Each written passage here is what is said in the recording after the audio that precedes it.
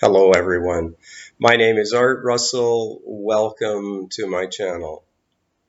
With regard to the title of this video, You Must Be Dreaming, I'm going to share some passages from some books today that I hope will help you recognize a much deeper dimension of self and also help you manifest more of what you desire and less of what you don't.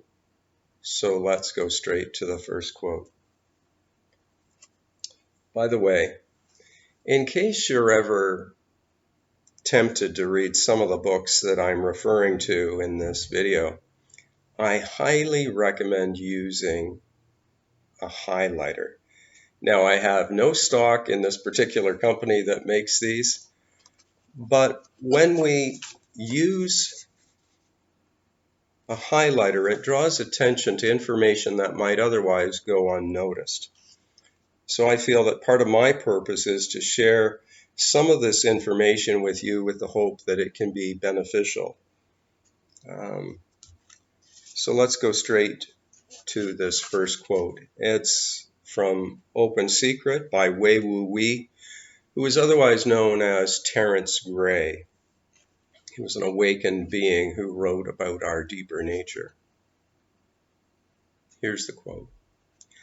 Our dreamed selves, autonomous in appearance as in life, can be seen in awakened retrospect to be puppets totally devoid of volitional possibilities of their own. Nor is the dream in any way, in any degree, dependent on them except as elements therein. They who seem to think that they are living and acting autonomously are being dreamed in their totality. They are being activated as completely and absolutely as puppets are activated by a puppeteer. Such is our apparent life on this apparent earth, in this apparent universe. Now, in case you've become a little dismayed at the thought of being a puppet, that only is true from the perspective of the person. From spirit, the point of spirit, there is absolutely nothing to contain us or deter us or be an obstacle that cannot be overcome. The second quote is from a book entitled Before I Am by Muji, who's also an awakened being.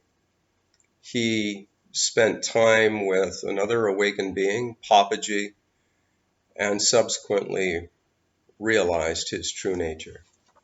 Here's the quote in which there is a reference made to dreaming. World is not. You, me, and all else that you see within and without are unreal. They do not exist independent of yourself. By yourself, he's meaning higher self, true self.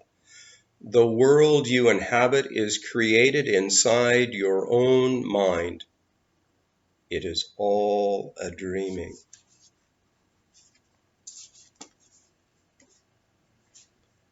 Third passage today comes from the Ashtavakra Gita, which is considered a sacred text, I believe, and relates the story of King Janaka.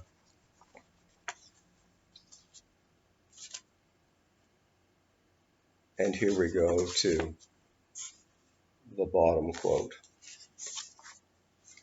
The self, capital, is the witness. It is all-pervading, complete, singular, free, non-choosing, non-doing, unattached, desireless, completely peaceful. The world is merely an illusion, a projection. Now, by this, I want to stress the importance of the world is made in consciousness of consciousness, but there are apparently real repercussions. This does not mean that a person can step out into traffic and be unaffected by a car, let's say. So I want to make that absolutely clear. This divine matrix functions by spiritual law. Now, with regard to manifestation, I'm going to read two more passages that I hope will be useful to you in holding a vision of being what you already desire. That's the way you apparently get it. The first quote is from Interpretation of Scripture by Neville Goddard, who I've referred to before. He was a Barbadian-born mystic who gave lectures throughout the United States between the 50s and early 70s, I believe. So I'm going to read these two quotes. As you can see, I've made use of my highlighter again. It does work. It draws our attention to that important information. Here are the quotes. Your life expresses one thing and one thing only, your state of consciousness. Everything is dependent upon that. As you, through the medium of imagination, assume a state of consciousness, that state begins to clothe itself in form. Clothe, as in a dream, wispy. It solidifies around you as the serpent's skin ossifies around it. But you must be faithful to that state. Being faithful to that particular state, the state in which we know that we are wealthy, in which we know that we are healthy, that our body-mind is healthy. Now, by sharing this information, I'm not suggesting that we should avoid or neglect any of the traditional means of healing. Please know that. I'm not ever suggesting that, and I never will. This is just saying that in conjunction with perhaps those means and methods that seem appropriate, that we hold to our vision, impressing that vision in the drowsy state, the hypnagogic state, before sleep.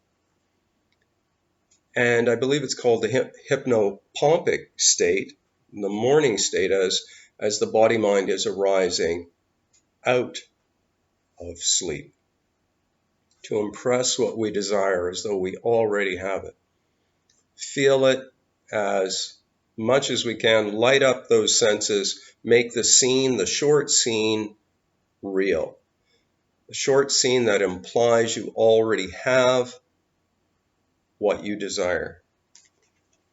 The last quote for today comes from a book entitled Working with the Law by Raymond Hollywell.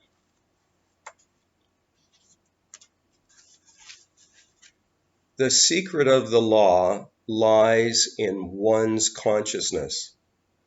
A man's or woman's life consists not in the abundance of the things he or she possesses, but in the consciousness of that which he or she has.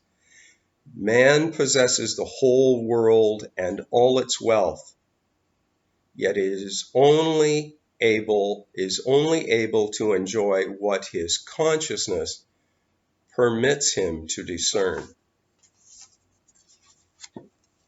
Now we can see that when we give up our belief in being the finite person and recognize our true self, as that which we truly are, there is a rising in power. Now, the last thing we want to do is become egotistical about this. The main point is to remember that we must be what we desire in consciousness before we can experience it in apparent reality. I hope this information has been helpful or useful in some way.